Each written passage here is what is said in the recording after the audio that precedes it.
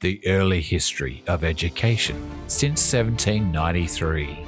The story of modern education in Australia stretches right back to the early colonial days. In 1793, the first chaplain to the colony of New South Wales, Reverend Richard Johnson, along with his wife Mary, began educating almost 200 students in a new church building. His work provided education of children from all backgrounds and intentional welfare programs for many in his community. He provided a bridge of connection between the colonial freemen, convicts, and natives.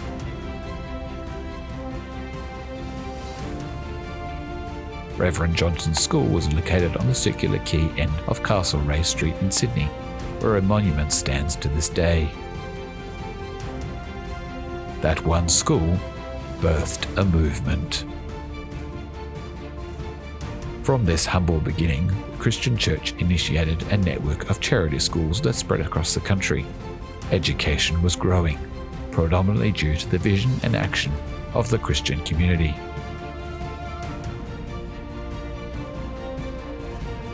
The story of our education journey needs to recognise the previously established form of education with First Nations peoples. Prior to colonialisation, Indigenous education was community-based, and Aboriginal culture was incorporated into daily life from birth to death.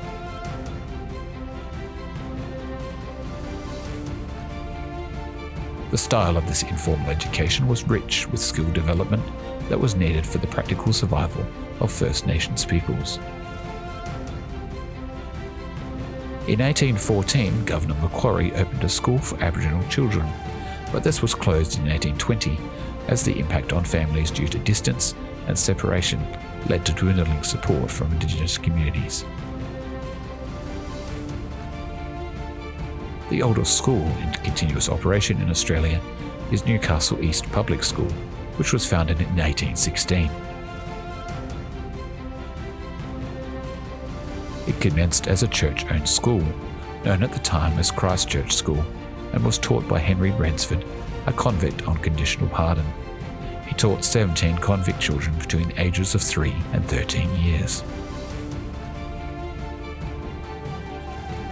For 7 decades, the school's governance wavered between government and church oversight, finally settling in 1883 as Newcastle East Public School.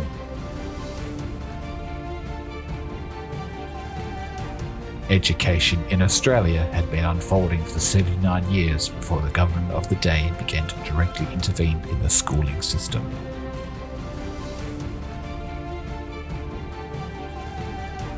Beginning in 1872 in Victoria, all Australian states ultimately passed an Education Act that guaranteed a free, non-sectarian public education, the last state doing so only just before the turn of the century. The notion of free, compulsory and secular education was born through these Education Acts, but secular meant at the time non-sectarian. Integral to the establishment of these schools was the provision made in the school day for religious instruction from denominational church groups. These government-run public schools grew to dominate the educational landscape, while non-government schooling was largely limited to underfunded Catholic parish schools and higher-fee denominational schools.